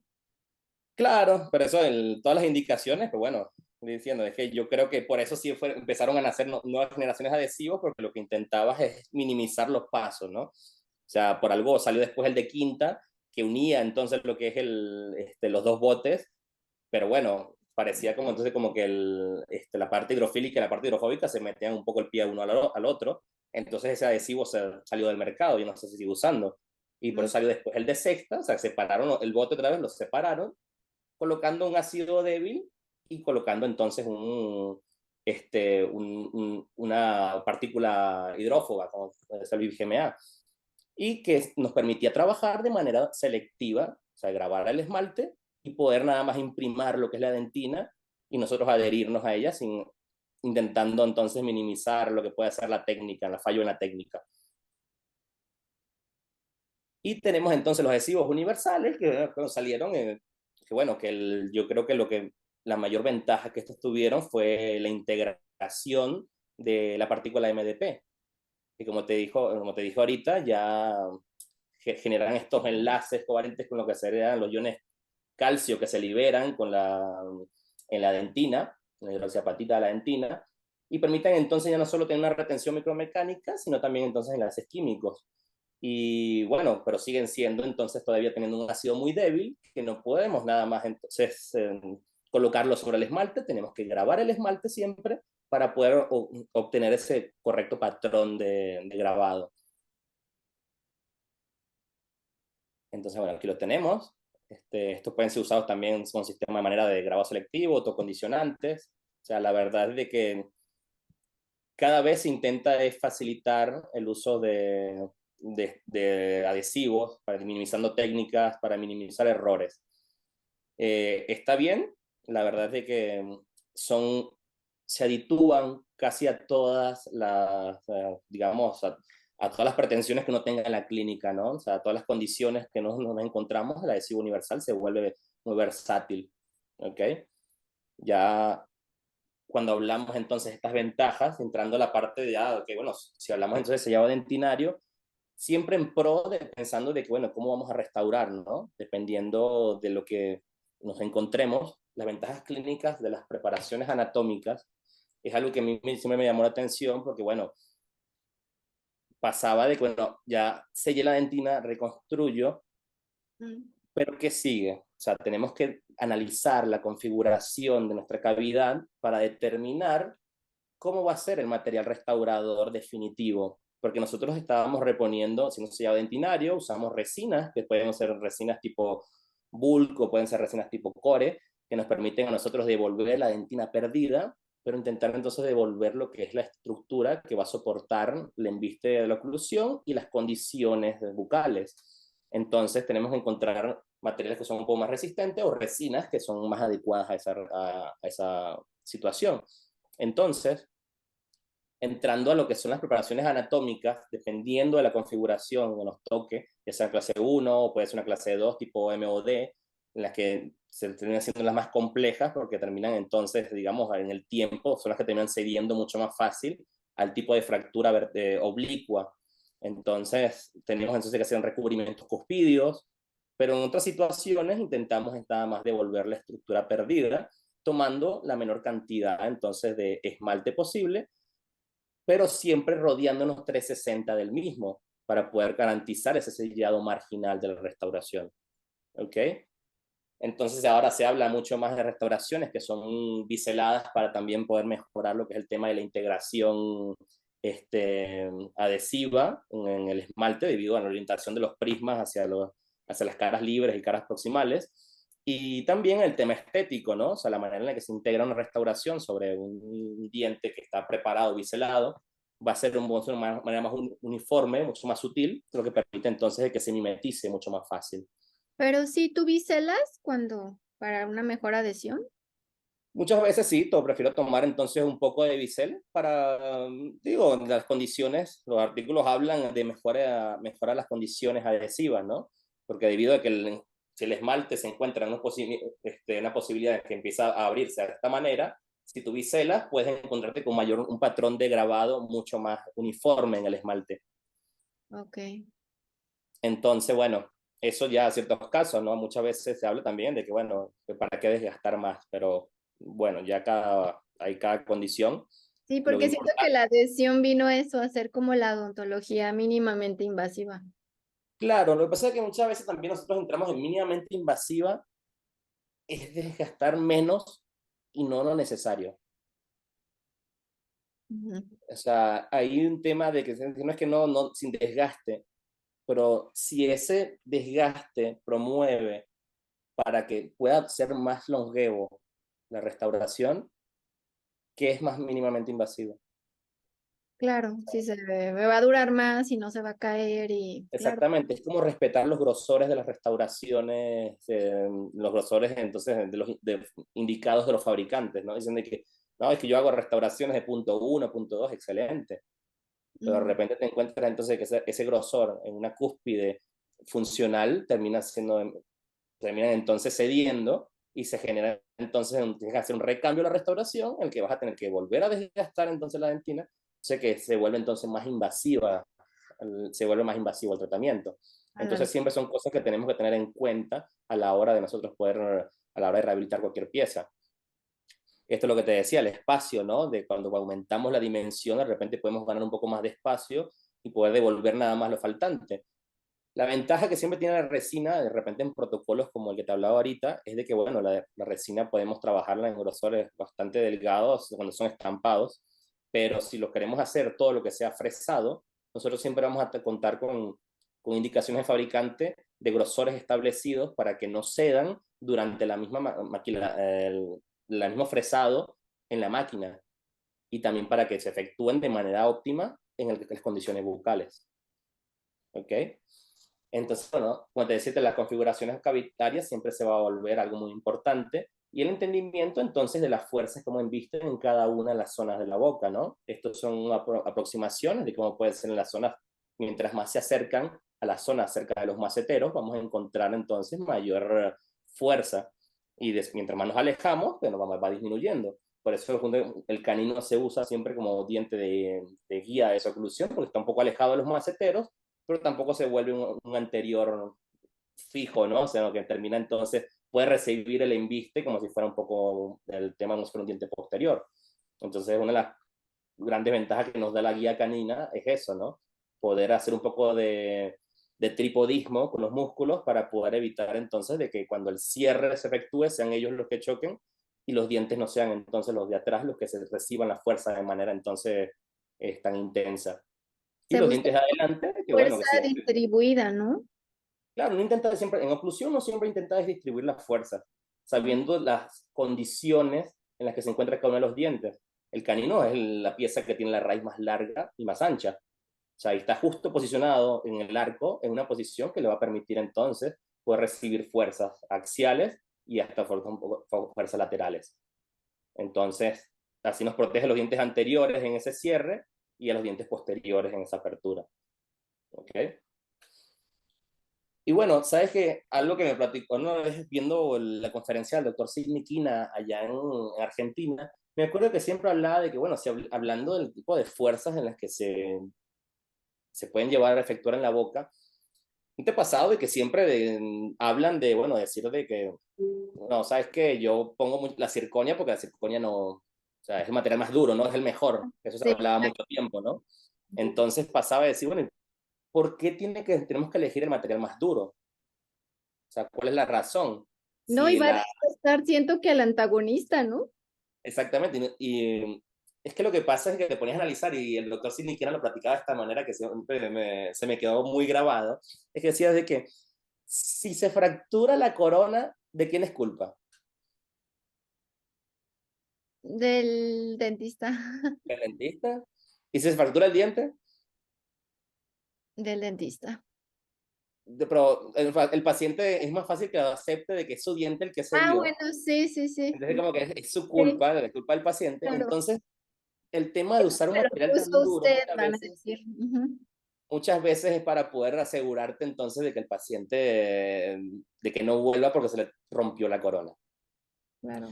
Viendo entonces al tema esto de poder entonces entender la oclusión, niveles de oclusión, alineación, desoclusión, empiezas a entender de que no se trata del material más duro, se trata del equilibrio oclusal y el material que venga a consolidar esa oclusión. ¿Ok? Intentar devolver al diente la estructura perdida con materiales que se adecúen más o se asemejen más a la estructura misma del diente. Porque si nosotros hablamos de módulos flexurales, de repente la resina es la que más se parece a la dentina en su manera de composición o más su manera en la que trabaja. Y de repente podemos encontrar que el disilicato puede ser el que más se asemeja al esmalte. Entonces, al tener estas dos restauraciones que podemos integrar y generar una unidad funcional que puedan, digamos, transportar una con la otra lo que es las energías, porque si te fijas, es el esmalte, así como o el feldespato, tú lo ves, el feldespato es básicamente como si fuera un plato de porcelana, de cerámica. Mm. Tú agarres, puedes trabajar con él, cortas y todo, afincado sobre tu mesa, es un material bastante duro. Pero si lo dejas caer, se astilla, se rompe. Claro. Entonces el esmalte viene a ser un material muy duro que necesita entonces una estructura que venga entonces a diferir sus cargas de una manera mucho más flexible, como es la dentina. Entonces nuestro trabajo es entender de manera fisiológica el diente para saber qué es lo que tenemos que devolver. Entonces, eso va a ser mucho más fácil. Yo, de hecho, es raro yo pensar de colocar una restauración de circonia, casi siempre tiene que ser por un tema de que una corona sobre implante. Se me hace ya una de las razones primordiales de colocar una corona de circonia en una boca que en antagonista sea su diente natural, ¿no? Claro. La otra sería entonces, toda la boca estuviera circonia, bueno, tienes que adaptarte entonces a todo el complejo, ¿no? Vas a colocar tampoco un material más débil. Sí, como que hay que ver cada caso clínico, pero también los extremos, pues hay que. Exactamente. Por eso te digo, no se trata es de que, bueno, que yo trabajo con esto nada más, es analizar cada uno de los casos y Sí. nosotros vamos a ir hacer la toma de decisiones. Aquí, por ejemplo, esto es una paciente de, de allá del posgrado, o sea, en superior, era una prótesis total, acrílica. O sea, ¿qué necesidad tengo yo también de estar llegando a usarlo con porcelana? O sea, cualquier tipo de resina, una incrustación de resina, va a estar en condiciones muy aceptables en esa zona, aún siendo entonces grosores bastante delgados. Entonces, te quiero presentar este casito que tengo acá. A ver. Bueno, esta es la parte en la que te iba a hablar de ahorita, de la parte de la reconstrucción. Esto es parte de lo que ha tomado un curso con Roberto Tello, de cuando nosotros usamos en la parte de reconstrucciones, siempre usar materiales, cuando exceden, digamos, los 5 milímetros, usar materiales que sean duales, que tengan entonces una posibilidad de endurecer por acción propia y después entonces consolidarlo a través del fotopolimerizado, así como son las resinas core, ¿no? Ya sobre eso, si son de 5 milímetros en menos espacio, puedes usar una resina bulk o algún otro tipo de resina de manera estratificada. Pero yo la uso mucho en la parte de este que te dije de la restitución biológica no anatómica para poder entonces hacer las reconstrucciones, los build-ups. Y esto lo puedes acompañar, ya sea entonces con fibras de polietileno también, que nos permiten a nosotros entonces también, digamos, proteger esa capa híbrida que generaste, ese sellado dentinario, porque lo que pasa es que las resinas, el problema siempre ha sido el factor C, factor de configuración, cuando todo se contrae hacia su centro, al poder homogeneizar entonces esa capa con un recubrimiento, con una fibra de polietileno, nos permite proteger esa interfase. ¿Ok? Y también puede sumar entonces en el tema de que el diente, si tiene algún tipo de microfisura o tiene algún síndrome de diente fisurado, puede ayudar entonces a prevenir de que se vaya acentuando. Estas son preparaciones en las que, si te fijas, uno intenta siempre conservar esmalte en los 360 grados de la restauración. Entonces así nos vamos a garantizar de que, bueno, de que nuestro sellado marginal sea el más óptimo y nuestra restauración, al no tener ningún tipo de anclaje mecánico, se quede en boca. O sea, va a ser micromecánico a través entonces del patrón que vamos a generar sobre el esmalte. Y podemos acondicionar esa misma resina que está colocada de manera de build-up a través de un arenado y un adhesivo puro, podemos acondicionarlo de nuevo para que vuelva a integrarse entonces de manera con la restauración. De esta manera de las restauraciones. Tengo el caso aquí completo para enseñarte. Esto es lo que te decía de las ventajas de la integración estética cuando haces un poco el bisel. Entonces, tengo este caso clínico que es el que vimos ahorita.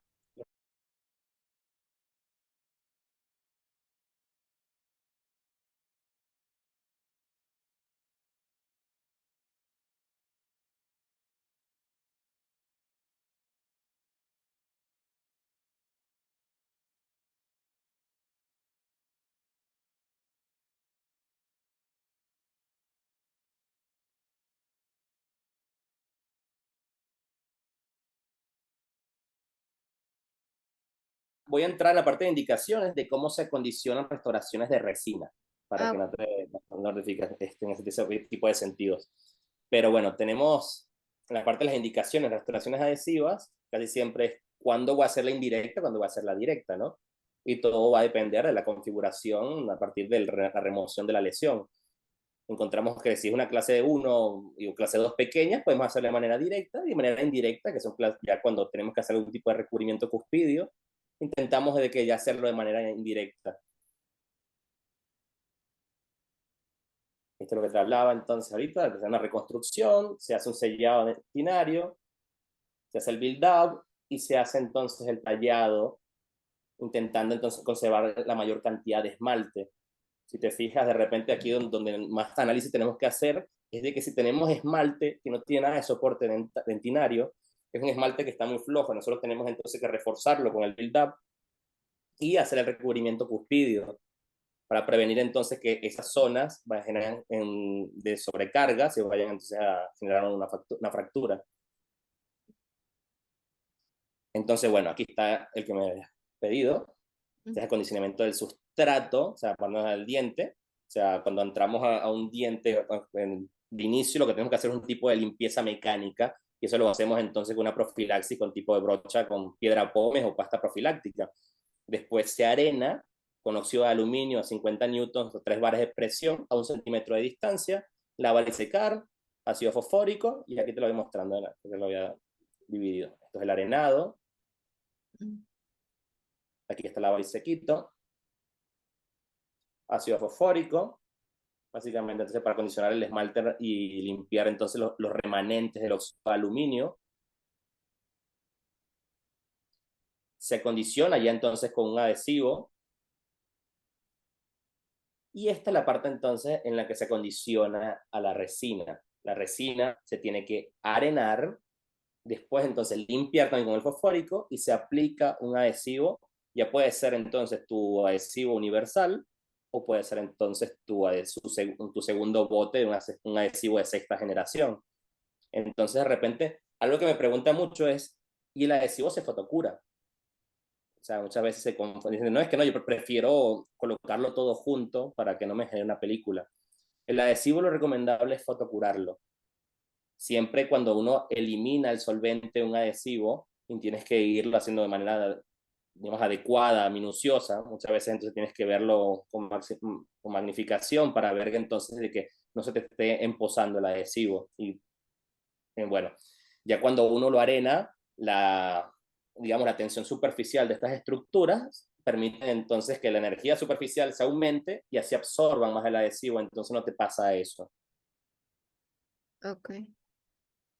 Entonces, este es como un resumen de cuántos tipos de restauraciones cuando son hechas de manera, protocolos restauradores anatómicos para intentar entonces optimizar lo que es el capital de esmalte de 360 y poder entonces reponer la dentina perdida.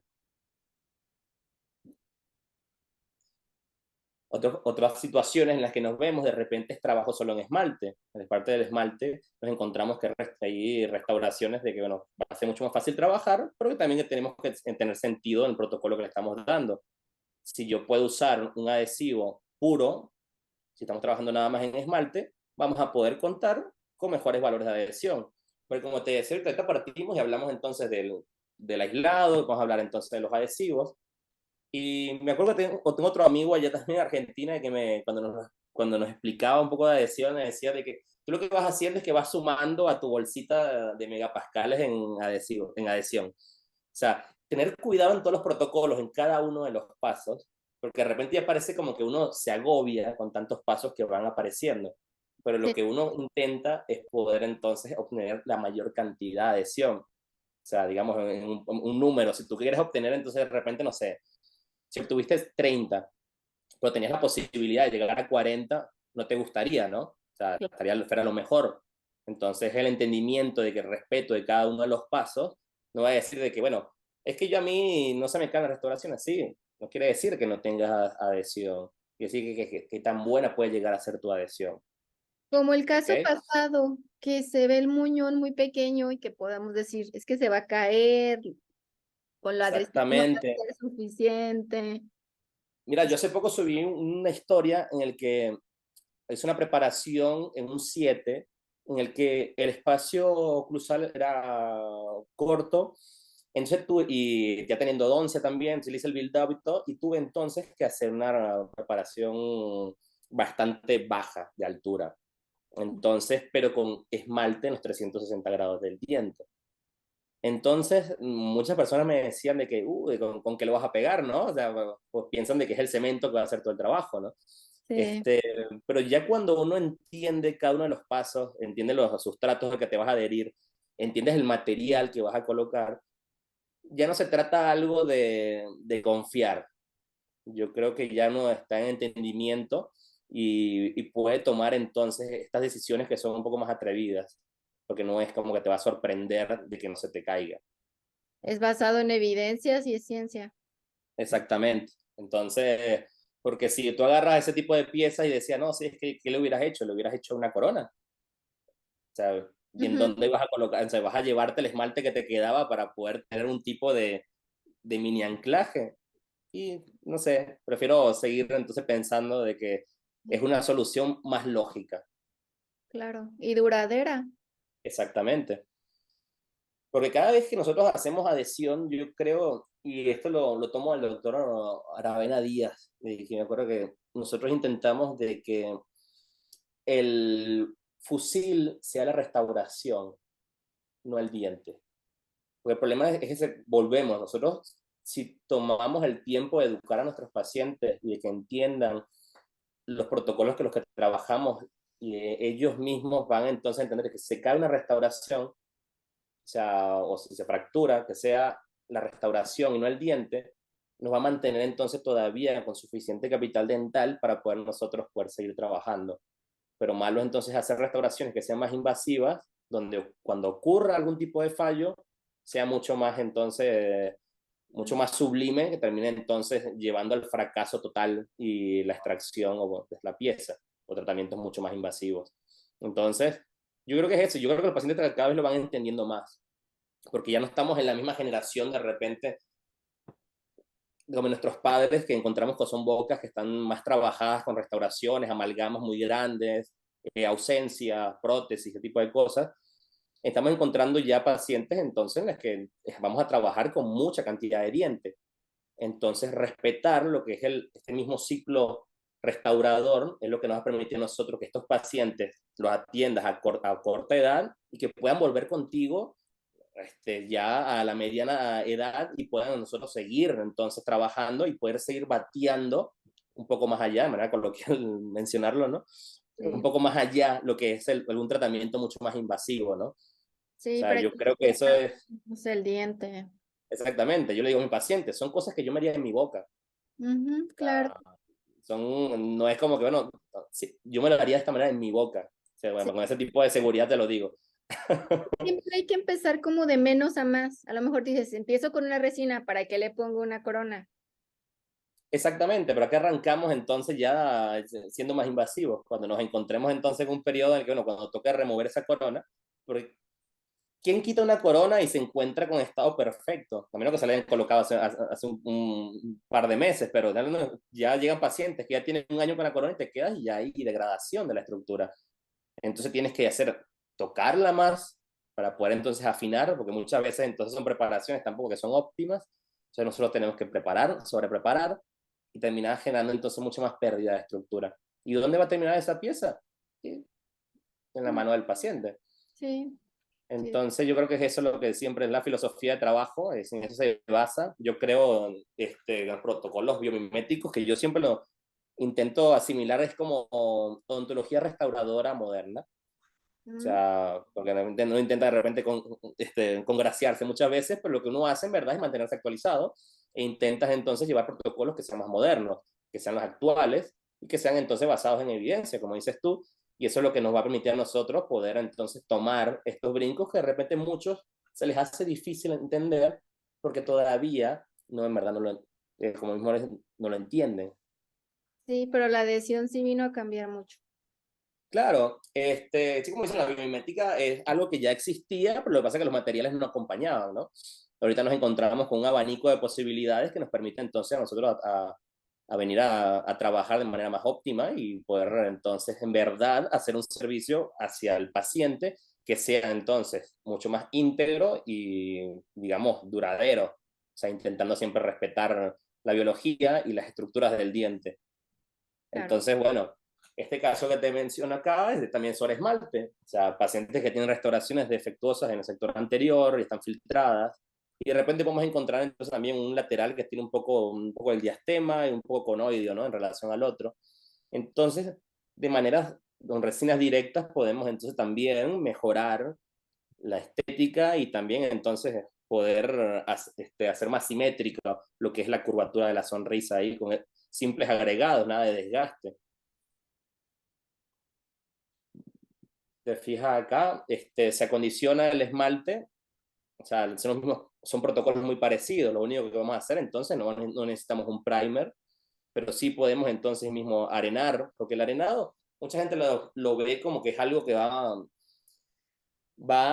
a sumar de manera no químico, pero lo que en verdad suma es en la limpieza del sustrato. O sea, Mm, es en dejar un sustrato bastante limpio para así nosotros, para poder recibir entonces después el ácido fosfórico que termina entonces digamos, de acondicionar químicamente y sobre eso ya entonces llega el primer o el adhesivo de una manera en la que la tensión superficial en el diente es bastante baja y permite entonces la absorción y lo que es la imprimación de la estructura. claro. Y le hiciste las resinas muy bonitas, más anatómicas, menos planas. Exactamente, lo que pasa es de que, bueno, van pasando este tipo de cosas, ¿no? De ahí ciertos detalles que de repente dice que pareciera como que envejecen la sonrisa, es cuando se van haciendo los dientes más planos. Cuando nosotros conservamos un poco los mamelones o tenemos un poquito más de movimiento, es lo que hace entonces que nos devuelva un poco de juventud a la sonrisa Y a los pacientes, entonces, cuando son jóvenes, pues bueno, en verdad vamos acorde con ellos, ¿no? Sí, se ven muy bonitas. Entonces, tengo la parte en la que son de acondicionamiento también de restauraciones cerámicas y para entendimiento de muchos, acondicionamientos cerámicas grabables y no grabables, que encontramos con, se pueden ser entonces la circonia, que por mucho tiempo mucha gente se confundía y decía es que no, la circonia es un metal, no, la Mm, circonia es una porcelana. sí, El no es. circonio es un elemento químico que consigues en la naturaleza, pero Sí. nosotros trabajamos con el del óxido de circonio que se sinteriza y se vuelve la circonia. ¿Ok? Es una porcelana que sí tiene mayor, digamos, mayor refuerzo, o sea, tiene, digamos, supera en megapascales al disilicato, material bastante resistente, que con el tiempo se ha ido entonces intentando mejorar sus condiciones estéticas, sacrificando un poco las condiciones mecánicas, pero al ser tantas la de esta, no pasa nada, pero sí ya cada vez encontramos entonces unas generaciones de circonia que son cada vez mucho más estéticas, entonces se pueden trabajar en sectores anteriores, porque para los técnicos eh, el trabajar con circonia es algo bastante cómodo, porque es un material bastante estable. Se fresa en unas condiciones en las que está, básicamente es una tiza, y ya después de que se sinteriza es cuando logra adquirir entonces todas sus propiedades. Entonces el desgaste para una máquina es mucho menor que de repente cuando lo trabajas a un disilicato que aunque se frese en húmedo sigue siendo más rígido, o una resina en bloque que se fresa entonces en su máxima capacidad de polimerización, entonces genera mayor desgaste de las máquinas. Entonces por eso las resinas siguen siendo entonces más costosas que fresar una circonia. Sí. Entonces, bueno, para poder comprender cómo adherirnos a la circonia, encontramos que hay protocolos establecidos, como puede ser el de APC, del doctor Marcus Prats, ¿no? Pero para entenderlo, es de que, bueno, primero es una cerámica, no es grabable, el silano no funciona en ella, y la adhesión que nosotros conseguimos es a través de enlaces covalentes de iones metálicos, ¿ok? Y algo muy importante es que la saliva reacciona químicamente con la circonia, entonces la desinfección de esta misma tiene que ser algo primordial para evitar entonces de que no vaya a generarse entonces nuestra correcta adhesión. Entonces el protocolo que tenemos entonces ya puede ser que venga entonces desde el lab, en el que te viene, mandan como que, bueno, la prueba, la limpia, o sea, ya viene entonces, digamos, arenada, por así decirlo, del lab. Uno la prueba, la limpia, la condiciona con algún primer que te contenga MDP y se fija. Si nosotros ya tenemos entonces para arenar en la clínica, podemos entonces probarla y después de probarla la podemos arenar. O Mm, sea, ahí es donde cambia la posibilidad. Pero siempre se va a poder entonces, porque lo importante es de que porque uno cuando la arena, inmediatamente también borra lo que es la película de saliva que se genera entonces en el diente, en la restauración. Esto es uno de mis predilectos para poder hacer la limpieza de las restauraciones. Hay otros también de Ivocler, que también tiene que se llama Ivoclean, que también se usa para limpiar restauraciones de silicato. Y bueno, básicamente este es el protocolo, ¿no? Cuando se arena, en superficie lo vemos cuando no está tratada, cuando se trata, y va a ser también con óxido de aluminio a 50, de 50 micrones de grosor a 2.5 bares durante 20 segundos. Aquí de repente es algo más riguroso de que hablar, que se tiene que hablar como que una angulación de 60 grados para evitar entonces de que llegaran a un punto en el que vayas a socavar un poco la restauración. Y bueno, a 2 centímetros de distancia. Y este es el primer que contenga entonces 10 MDP, como puede ser entonces el metacriloxidil de hidrógeno fosfato. Primera vez que me sale la primera, pero bueno, es algo que siempre estoy practicando, ¿no? este, estos entonces los encuentras también en los adhesivos universales, por eso también se pueden usar como primer en este tipo de restauraciones. Y encontramos también el cemento, que viene a ser la C en el APC.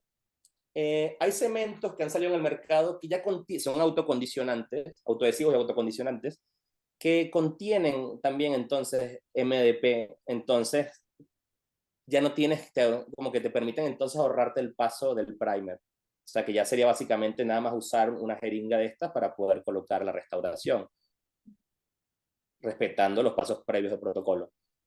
Esto es una restauración como te dije, ahí cada vez son menos de repente los casos en los que me encuentro, en los que voy a colocar una restauración de circonia, pero cuando me encuentro con uno muchas veces porque la boca ya tiene bastantes restauraciones en misma de circonia. Entonces, bueno, hace una reconstrucción. Era una pieza que estaba bastante, digamos, comprometida, pero bueno, intentamos entonces abordarlo con una manera, respetando protocolos, digamos, más conservadores, usando fibras para minimizar entonces la propagación de ese crack que tenía y evitarle menos estrés a esa pieza. Pero bueno, lo que sí tenía entonces una correcta oclusión a ese paciente, tenía bastante espacio, en el sector anterior, entonces tenemos la posibilidad de colocar una circonia y saber de que, bueno, gracias a Dios ese paciente no me ha llamado, ¿no? Entonces estoy bastante tranquilo, o sea, de que la pieza entonces sigue en boca y estamos probando cada vez más el uso de fibras, porque puedo decir de que es que ya tengo un montón de casos con fibras, pero es que este es un material de que tiene un par de años que en verdad de que está llegando al alcance de todos, ¿no? Entonces los casos que tenemos no son tantos. De repente pueden ser otros doctores que, bueno, ya han trabajado en un material en universidades o son líderes de opinión, ya tendrán más casos, ¿no? Pero yo creo que nosotros cada vez vamos sumando más y nos vamos dando cuenta de que la fibra en verdad viene a ocupar el lugar ese a sacarle el mito ese de que, no sabes que se necesita poste, ¿no? Después de una endodoncia no tenemos el remanente. Si en Sí. verdad lo que importa es contar con un verdadero capital dental de 360 grados de dentina, como en efecto Ferrulé, y poder entonces nosotros reconstruir con una fibra para evitar entonces socavar más el diente y perder mucho más diente. Y tenemos entonces el disilicato, que es una restauración que sí uso más seguido, que van entonces, son ácidos sensibles y vamos a acondicionar con ácido fluorhídrico. Y algo que sí me hace muy importante, que de repente mucha gente pasa por alto, el ácido fluorhídrico hay que inactivarse para poder desecharse, porque implica un riesgo de medio ambiente y también que si se lo mandas entonces por algún tipo de lavado o algo, se puede acumular en alguna zona y generar entonces corrosión o dañar algo más adelante, ¿no? Entonces bicarbonato para inactivarlo y ya después lavarse. Esto te ha mostrado todo el protocolo completo. Si te fijas, algo que pasa mucho cuando uno graba estas piezas es que, bueno, un ácido reacciona a una base y se forma una sal. Por eso vemos entonces esa superficie como tiza. Esa superficie hay que limpiarse para poder recibir el silano. Así lo podemos lavar en ultrasonido con agua destilada, acetona o alcohol. Y después de eso ya podemos entonces hay diferentes opiniones de con qué limpiarla también, de que si puede ser ácido fosfórico, pero hay artículos que hablan de que, bueno, también lavarlo con un chorro de agua es más que suficiente y mantiene los mismos valores adhesivos que con lavarlo con ácido fosfórico. Entonces, bueno, el ácido fosfórico cuesta más que el agua, entonces uno puede lavarla con spray. Y bueno, el silano, que siempre lo más importante del silano va a ser de tenerlo en sus condiciones más puras y poder de que, digamos, tenerlo lo más reciente posible. Lo que pasa es de que el silano, va a un momento que se va perdiendo, o sea, se va disipando, o sea, el poder humectante de la pieza, porque lo que genera el silano en verdad es poder humectar la restauración para así poder que entonces que el cemento viaje y se metan en esos microespacios que generamos entonces con el ácido fluorhídrico. Entonces, lo que intentamos es siempre tener un silano que esté como recién cortado, como hablan, como se dice, es como mezclarse en ese momento y poder contar con ese silano activo, puro. Lo que pasa muchas veces, entonces, cuando compramos un silano, cuando viene en un botecito que viene ya, que viene el acondicionador, que viene con un ácido también, estos es que terminan diluyéndose uno en el otro y que son buenos. O sea, lo que pasa es de que si tú no tienes tantas restauraciones en colocar en el mes, se te empiezas entonces a tener un material que se te va a caducar muy rápido. Mm. Entonces, de repente es mucho más fácil tenerlos así separados, o sea, el primer y el activador, para poder usarlos de manera inmediata cuando lo vayas a usar. Tiene mayor duración para ti, ¿ok? Y este es un video en el que vamos a ver cómo es la tensión superficial de la restauración para poder recibir el silano. Si te fijas, todavía no lo aplico y ves cómo se va acompañando, llegando casi a todos los márgenes de restauración.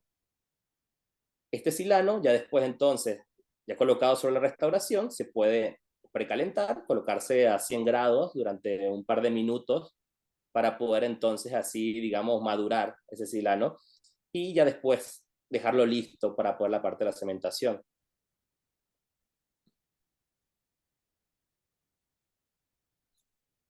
Ya estas son restauraciones de silicato de litio. Te fijas, todas estas se intentan hacer con esos protocolos adhesivos, intentando, no siempre hago aislado absoluto para cementar, pero hay casos que cuando el biotipo lo permite, lo puedo llegar a efectuar. Si no, puedo hacer entonces un tipo de aislado Relativo. absoluto modificado de repente, porque si nosotros empezamos a hacer entonces algún tipo de probar si puedo aislarlo, termino entonces yo lastimando más con el aislado, lo que me va a dificultar a mí entonces de que no vaya a ser de que un biotipo fino le das un golpecito y de repente se te puede hacer una recesión, entonces como que bueno, ya termina convirtiéndose en un problema porque hay que hacer de nuevo entonces la restauración. Entonces hay casos, entre casos hay casos, por eso no soy absoluto en nada, es como que intento adecuarme a cada una de las situaciones. Y esto es algo de base de lo que te platicaba ahorita, ¿no? Tener respeto a la parte de la planificación de nuestros casos, ¿no? Ya cuando uno va respetando cada paso, el resultado no se te vuelve algo sorpresivo porque iba acompañando. Yo la ventaja que tengo es de que, bueno, yo diseño y no solo diseño el diseño, el encerado, por así decirlo, el de comienzo, sino también diseño las restauraciones y las mando a fresar. Entonces me da la posibilidad a mí de poder tener mayor control para que las mismas restauraciones tengan mayor entendimiento con el diseño inicial, que es el proyecto que tú le propusiste al paciente. Esos incisivos estaba como uno más vestibularizado, ¿verdad? Sí, sí, sí, el tema de un paciente con maxilar ojivoso, tema por succión digital, entonces generaba entonces que los incisivos tuvieran un poco más de vestibularización. Y tú se los emparejaste. Qué Y bueno, intentamos ahí mejorar un poco, ya paciente grande, entonces, y es mi mujer, entonces también se quería mejorar bastante el tema estético. Te coloco aquí también, este es el protocolo para acondicionamiento de restauraciones cerámicas. Como te pongo acá ya completo, el bonding, muchas veces caemos en el tema, no sé si te ha pasado, algunos doctores le colocan una capita de bonding a la restauración. Ujú. Sí. Lo que pasaba antes de que, bueno, la capacidad aumentante o digamos, de la penetración de la resina antes sobre las restauraciones de disilicato no era tan buena, entonces para colocar una capita de bonding permitían entonces que fluyera mejor y llegara entonces a cerrar esos microporos que quedaban abiertos en las restauraciones. Pero ya con los avances de los materiales ya no es necesario, de hecho lo dejan como algo opcional, pero que no tiene mayor relevancia en los valores adhesivos. Y bueno, y así como resumen, básicamente es esto, ¿no? En la adhesión. O sea, tenemos diferente un sustrato que tenemos imprimar con un primer, impregnar con un adhesivo. Tenemos un medio de fijación, un adhesivo promotor que va a funcionar sobre la restauración, ya sea silicato o sea silano entonces, en silano, en disilicato o algún adhesivo en una restauración de resina. Y tenemos entonces que entender cada uno de los materiales que vayamos a usar para poder saber cómo sacarle mayor provecho a cada uno, ¿no? Entonces, sí, yo creo que me fui un poco de largo con la plática, de repente pensé que podía platicar en un momento más corto, pero bueno, nos agarramos un poquito, pero bueno, era una manera de poder aportar algo, y espero Sí, que te está haya gustado muy bien. Muchas gracias. y que les guste a las personas que te visualizan, entonces nada, estoy agradecido por la oportunidad, porque siempre es una posibilidad para mí para seguir creciendo en esto. A mí poco a poco me voy metiendo un poco más en el tema también de docencia. Yo sé que todavía hay muchas cosas que puedo mejorar, pero estoy en ese punto en el que sí quiero abrazar más el conocimiento para poder llegar más lejos y poder hacerlo llegar también a las otras personas, ¿no?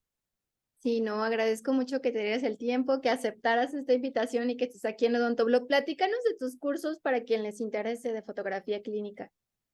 Mira, yo comencé con cursos de fotografía clínica acá en Chihuahua, algunas partes también la daban allá en Argentina.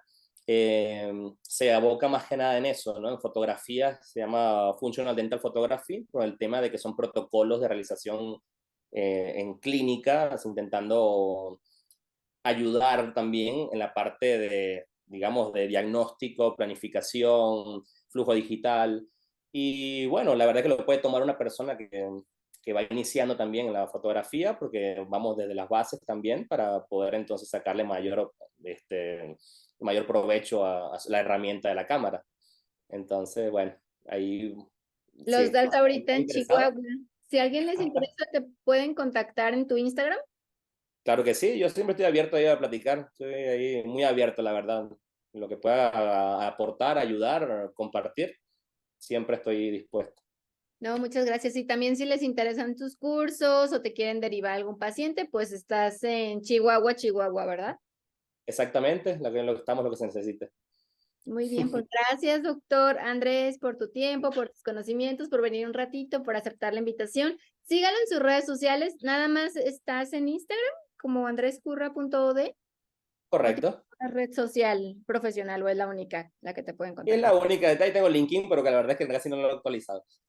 Ok, muy bien. Ahí para que lo sigan, vean sus casos que están súper interesantes, las fotos que toma están padrísimas, van a aprender algo nuevo siguiéndolo en Instagram. Y también ahí pueden ver si abre nuevos cursos de fotografía para que también lo sigan. Y pues muchísimas gracias. También le pueden derivar pacientes si ahí están en Ah, Chihuahua. muchas gracias, doctora, en verdad, muchas gracias. Ha sido un placer, no nos conocemos en persona, pero ya estando acá en México, de repente ya nos toparemos en algún congreso o algo. Sí, por aquí el mundo es muy pequeño, en algún congreso, aquí en México estaría genial. Pues mil gracias, te mando un abrazo, síganlo en sus No, redes gracias a ti, ¿eh? en Instagram y sigan aquí a Odontoblog en sus redes sociales. Mil gracias, un abrazo hasta Chihuahua y síganlo en sus redes sociales, dejen like a este video, pongan sus comentarios, qué tema les gustaron, qué tema les gustó más, qué aprendieron de nuevo, aquí los vamos a estar leyendo. Pues muchas gracias, doctor Andrés, un No, muchas abrazo gracias a ti. hasta Chao, Chihuahua. chao, buenas noches. Bye.